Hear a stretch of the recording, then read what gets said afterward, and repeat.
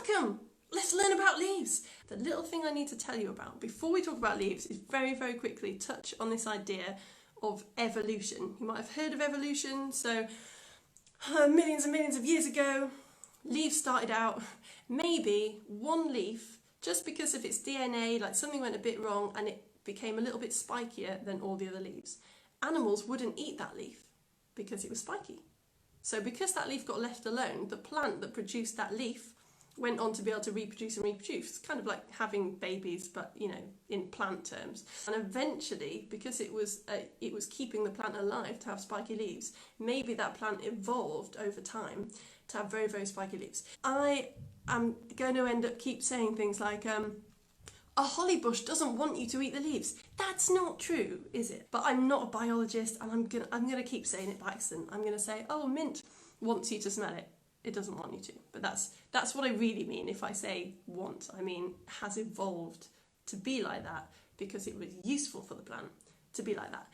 Okay, the first leaf, the one that I'm sort of the most interested in because it's a bit scary, nettles. Nettles are covered in like these tiny little needles with silica caps on. And when you brush into them, the cap comes off and what you're left with is like a hollow syringe, like needle, full of poison, like a cocktail of poison. They don't even know yet quite how many different poisons are inside a nettle. So once you've brushed against it and knocked that top off, the needle gets stuck into your skin, injects all this cocktail of poison into your skin, and that's why it hurts. And that's why there isn't really like any cure for it, because it's got loads of different stuff in it. So one of the poisons is formy, which is the same thing that's in ant bites. One of the things is histamine. You might have heard of antihistamines that help your hay fever. So you could take antihistamines if you got stung by a nettle, but that would only help with the histamine. It wouldn't help with all the other horrible poisons. You might have heard that dock leaves help nettle stings. I was a bit gutted because I looked into this a lot, couldn't really find any evidence. The evidence I found was as flimsy as this dock leaf that I picked yesterday. They think that it might work because of something called the placebo effect. So if something's a placebo, it means that because you think it's working, then it works. So if you really believe that rubbing a dock leaf on your nettle sting gets rid of the nettle sting and makes you feel better, then it might make you feel better. I sort of didn't want to tell you that because now we know there's no evidence. You might not believe it anymore, but there you go. Now, you can actually eat nettles. If you cook them, I might try it here with you because I've genuinely never eaten nettle before, and I cooked these and they look quite nice. They're quite crispy now and they're not stinging me, but I thought I'll save it until you're with me to make it more interesting. So I'm going to eat a nettle now. Maybe you've got some with you. I did put a note up saying if you wanted to join me, that's fine. I'm a little bit scared because I can still see loads of little hairs on the nettle, and I'm a bit worried that if I haven't cooked it properly, then maybe I'll end up with a stung mouth, but let's go.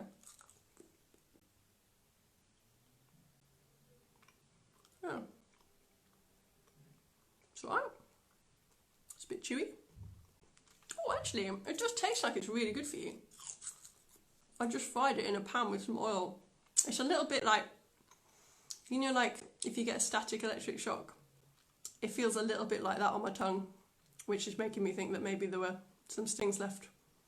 If you support me on Patreon, I have a very small activity sheet this week, but I've included a recipe for nettle soup. So there you go.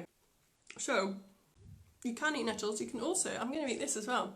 If you've ever looked in a hedge and seen some like red berries and leaves like this, that's called a hawthorn bush. They're actually trees. They grow up to 15 metres high. And I was researching this because I was thinking, you can't usually eat the leaves of trees. Like, why is that?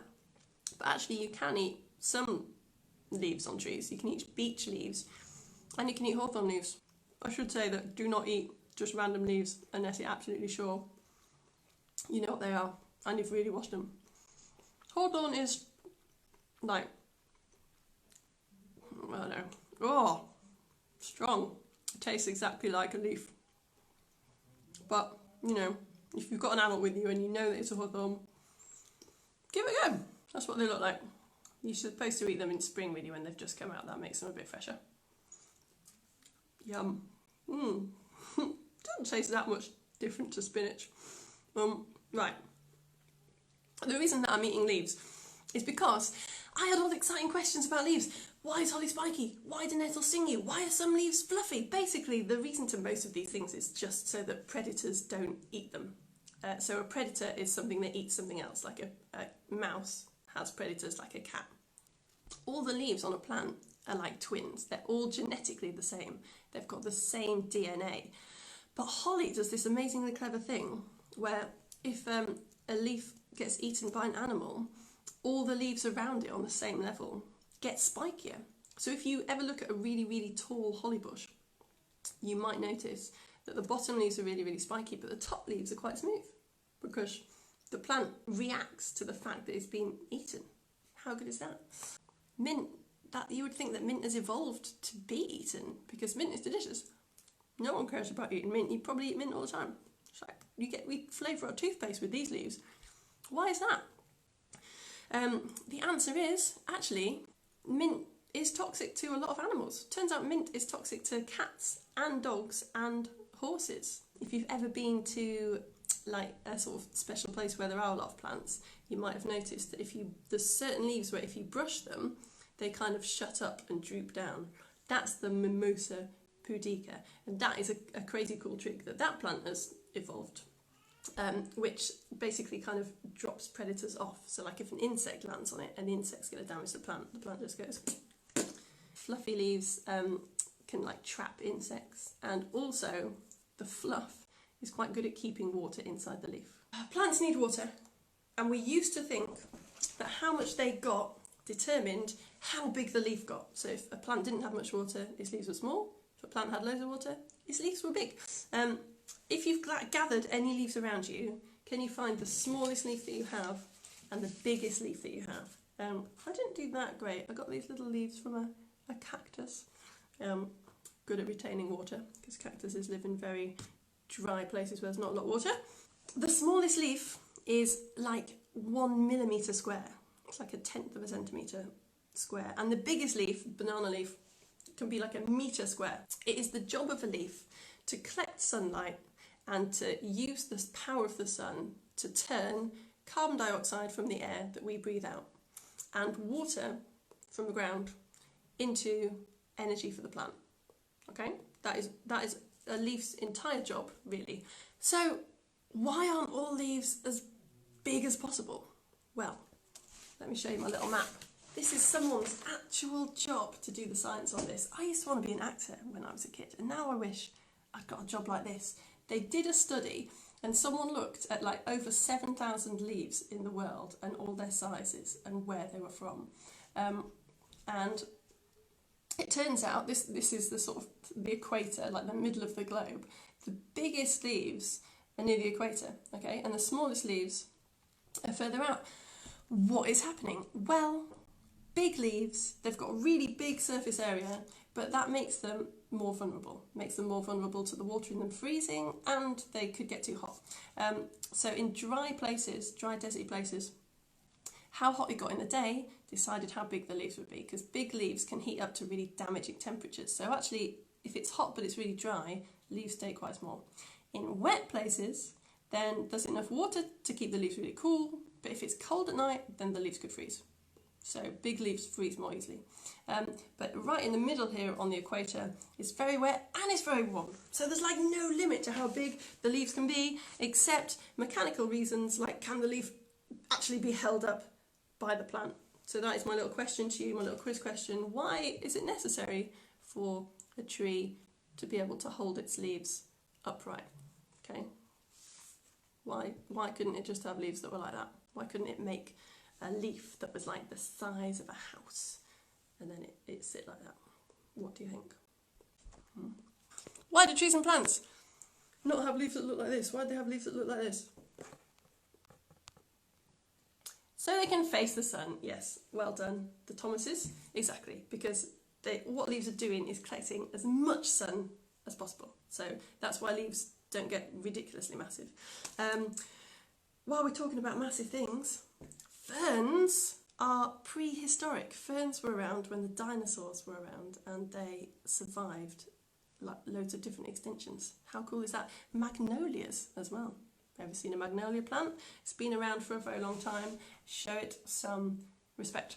All right, let's do some rubbing. I've got loads of leaves here. You get your leaves as well, and your paper and your crayons, and we'll have a little look at the different parts of a leaf. Here we are. So this is a very simple leaf, okay? And because it's biology, they've given it lots of complicated names. So tip is quite easy to remember, isn't it? The margin, like on a piece of paper, the very outside of the leaf is called the margin.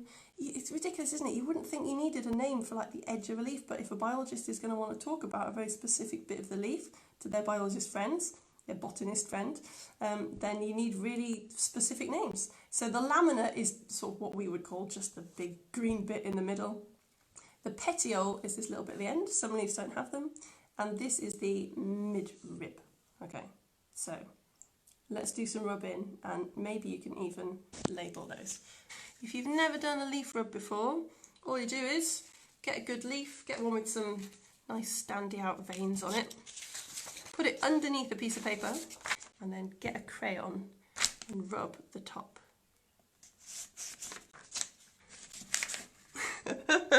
I'm just going to let you, right, so this is mine. It's pretty poor. Hopefully you can do better than that, but I've captured most of the bits. I'm just going to keep showing you this picture. So rub your leaves, get something that looks like that, and then maybe give it a label. So that's the really, really simple one, but it gets more complicated, obviously. So there's two main different types of plant with two main different types of leaf.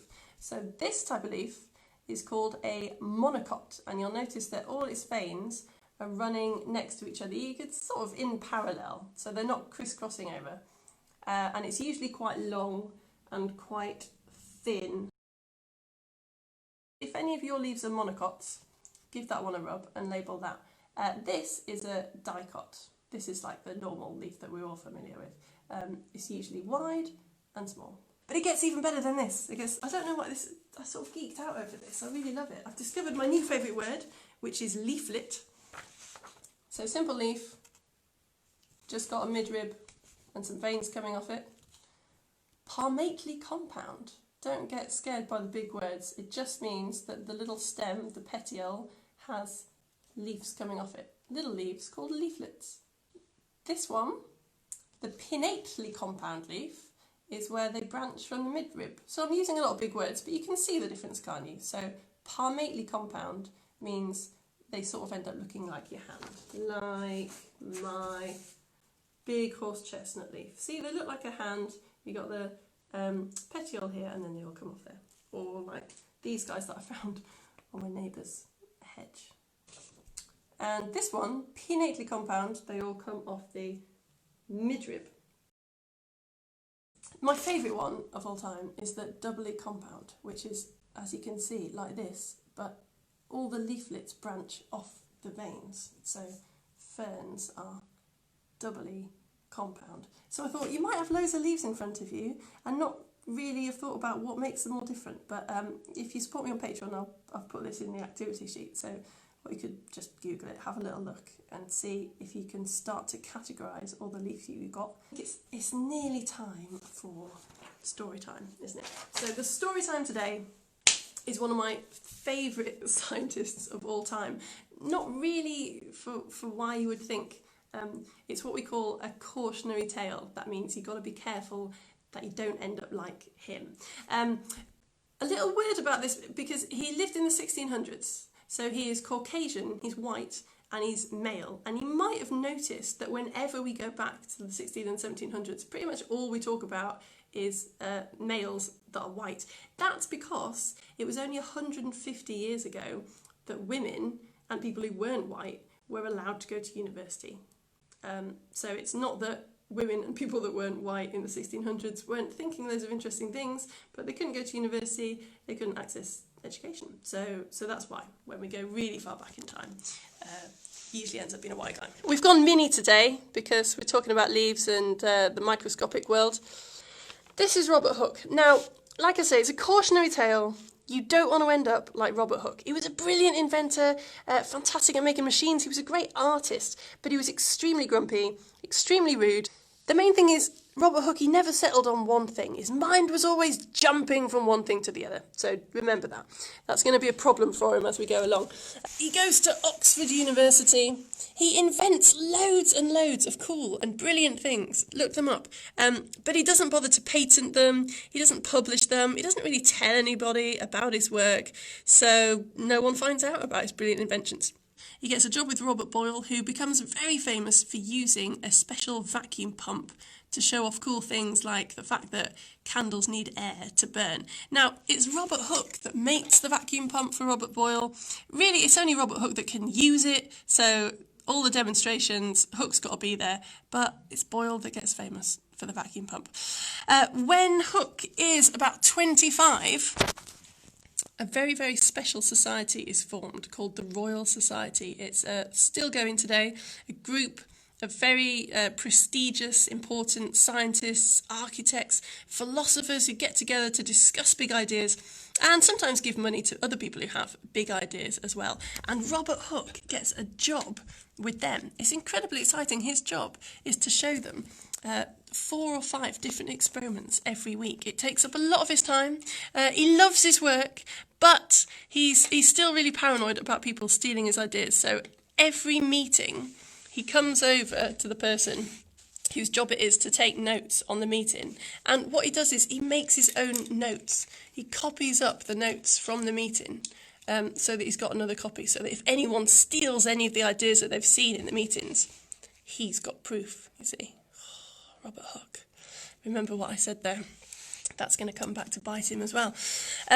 Now, you could say that he has reason to be a paranoid, you know. The 1600s is a bit of a cruel world for scientists. There is no electricity, there's no mobile phones. People tell the time using pendulums. But this isn't working on ships because, you know, the motion of the ship makes the pendulum swing all over the place. The person who solves the problem of how you tell the time on a ship is going to be very famous, make a lot of money. Now, Robert Hooke, he actually solves this problem. When he's about 25, he invents something called a balance spring. It's just a tiny little thing that goes into a watch and releases the energy that's been wound up in the watch really slowly. So Robert Hooke invents the balance spring. He tells everyone at the Royal Society about this balance spring. But does he patent the idea so that no one else can steal it? No. Does he publish his idea? No. And what happens? Well, 5 years later, a scientist called Huygens publishes a paper saying that he has invented a balance spring.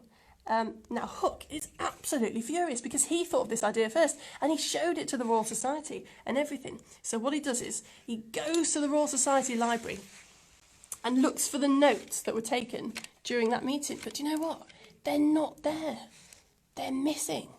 What? Robert Hooke is even more furious. He's absolutely sure that the person who made the notes has given his idea to Huygens so that they can both make loads of money out of his invention. Now, he's probably right about this, but without the notes, he can't prove it.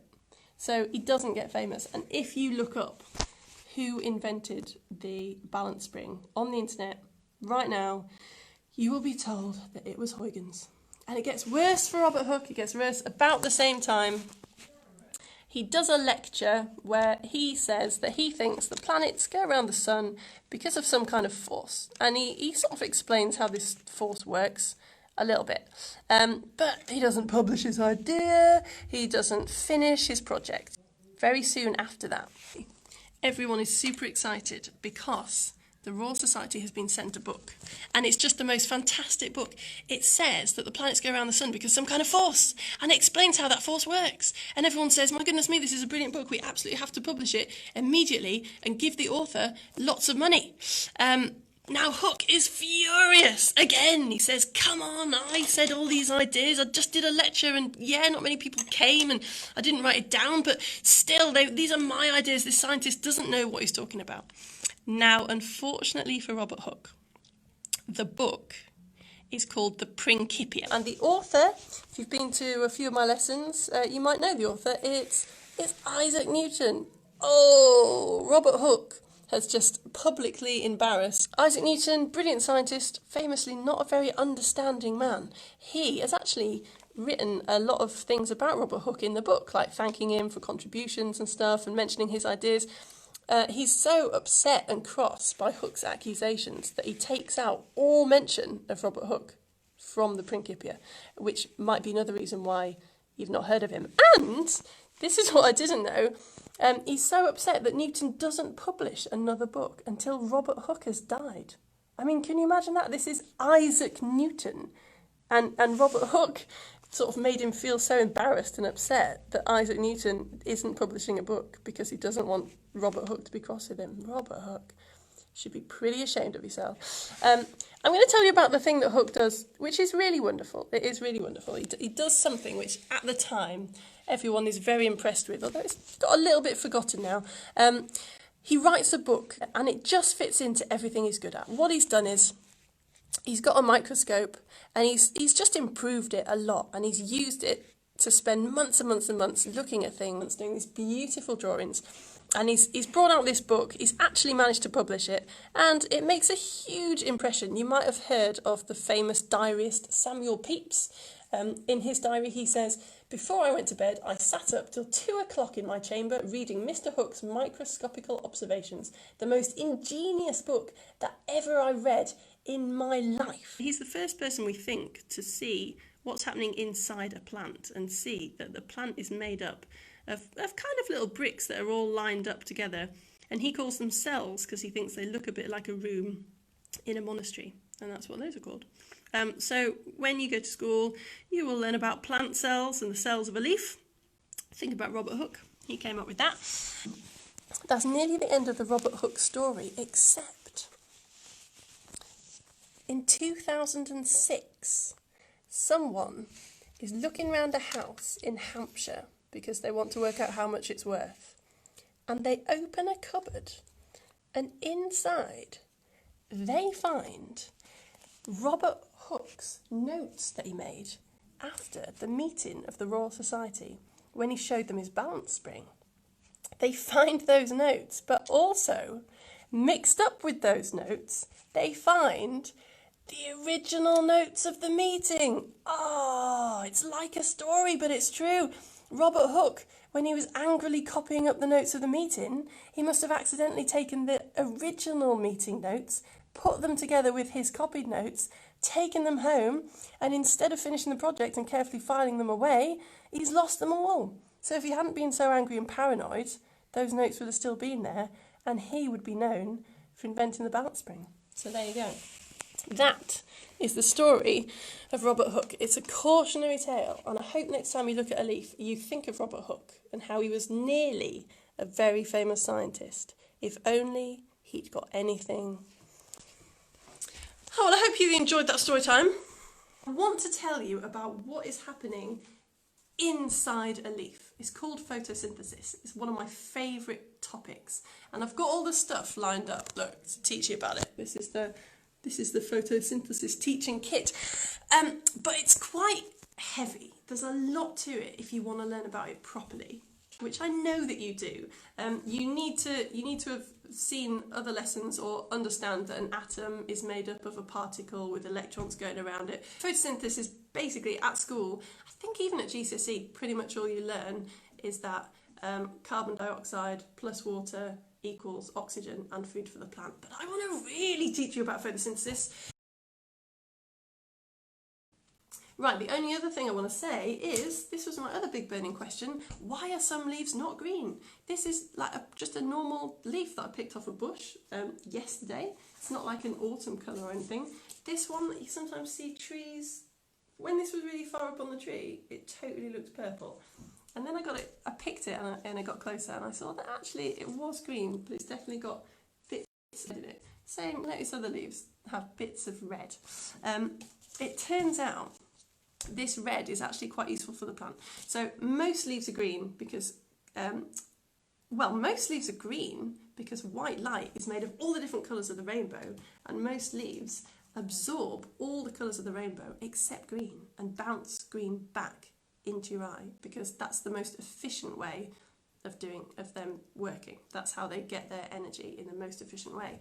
But there's a red pigment called anthocyanin, and that acts a little bit like sunscreen. So if a leaf is getting too much sun, a red pigment would absorb some of the rays that have really high energy and protect it from the sun. And also, red pigment is associated with poison, so it stops herbivore predators from eating them.